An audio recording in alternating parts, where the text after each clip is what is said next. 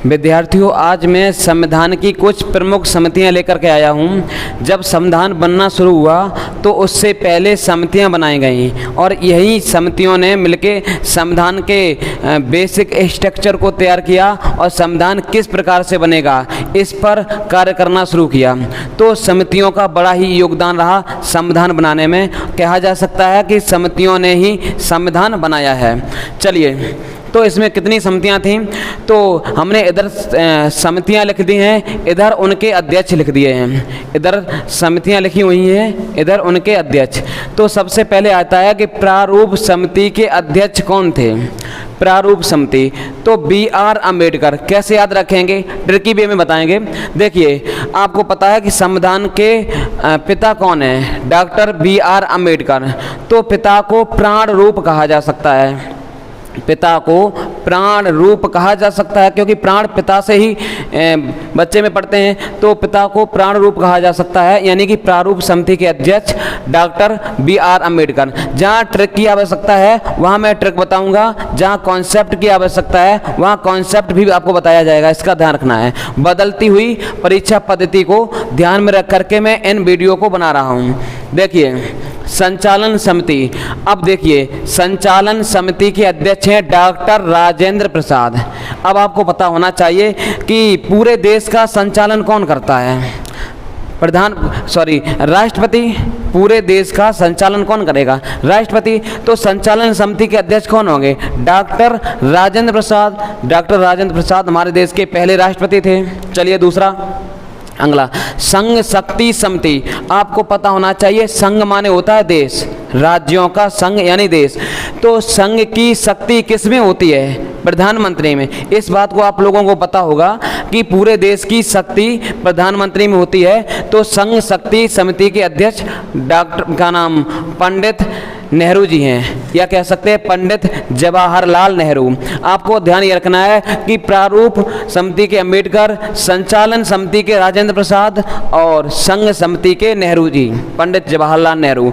अब आपको एक बात का ध्यान और रखना है, जहां भी संघ मिल जाए, संघ लिखा मिल जाए, वहाँ पंडित जवाहरलाल नेहरू अध्यक्ष हैं। जैसे संघ शक्ति समिति पंडित नेहरू जी, संघ संविधान समिति तो यहाँ पर भी पंडित जवाहरलाल नेहरू हैं, संघ संविधान समिति। अब ध्यान देना है इस पर।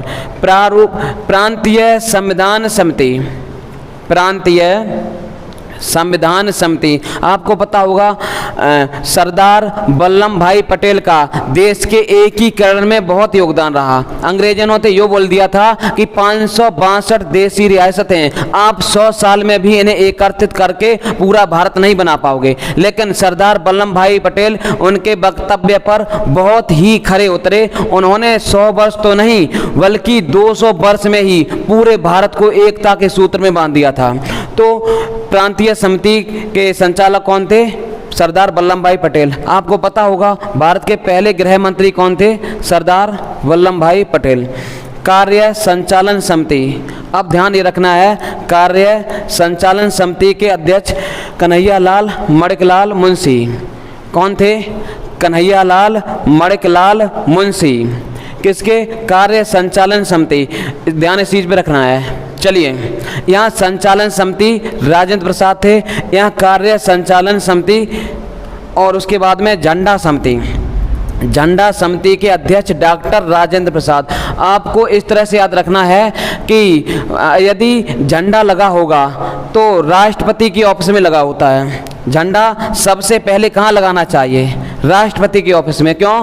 तिरंगा देश की पहचान होता है और देश का सबसे बड़ा नागरिक या प्रथम नागरिक राष्ट्रपति होता है। तो झंडा समिति के अध्यक्ष डॉक्टर राजेंद्र प्रसाद। उसके बाद में एक समिति है जहां से बहुत अधिक क्वेश्चन पूछे जाते हैं, उस समिति का नाम है प्रारूप समिति। तो पूछा जाता है प्रारूप समिति के अध्यक्ष कौन थे? प्रारूप समिति के अध्यक्ष डॉक्टर B.R. अम्बेडकर, भीमराव अम्बेडकर प्रारूप समिति के अध्यक्ष थे। पूछा यह भी जाता है कि प्रारूप समिति में कुल कितने सदस्य थे? तो प्रारूप समिति में कुल मिला के 7 सदस्य थे। कितने? 7 सदस्य। चलिए, हाँ, प्रारूप समिति से और क्वेश्चन पूछा जाता है कि 7 सदस्य हैं, तो उनमें से कौन कौन है। 4 ऑप्शन लिखे होंगे, उनमें से कोई 3 प्रारूप समिति के सदस्यों में से दे देगा, एक कोई अलग ऑप्शन लिख देना। तो आप लोगों को ध्यान रखना है। तो कितने सदस्य हैं? 7 सदस्य हैं। 7 में BR अम्बेडकर उसके अध्यक्ष, अन्य के नाम कन्हैयालाल, मणिकलाल मुंशी, N गोपाल स्वामी अयंगर और अल्लादी कृष्णा स्वामी अयंगर और सैयद मोहम्मद सादुल्ला। एक का नाम है N माधव राय, एक का नाम है DP खेतान। आपको बतला दें, DP खेतान की 1948 में मृत्यु हो जाती है, तो इनका स्थान रिक्त हो जाता है। फिर यह नाम लिखा हुआ है TT Krishnamachari. TT Krishnamachari DP Khetan की जगह ले लेते हैं। चलिए, इस तरह से आप लोगों को याद रखना है। इनको आप लोग 2-4 बार दोहरा लेंगे, सब याद हो जाएगा।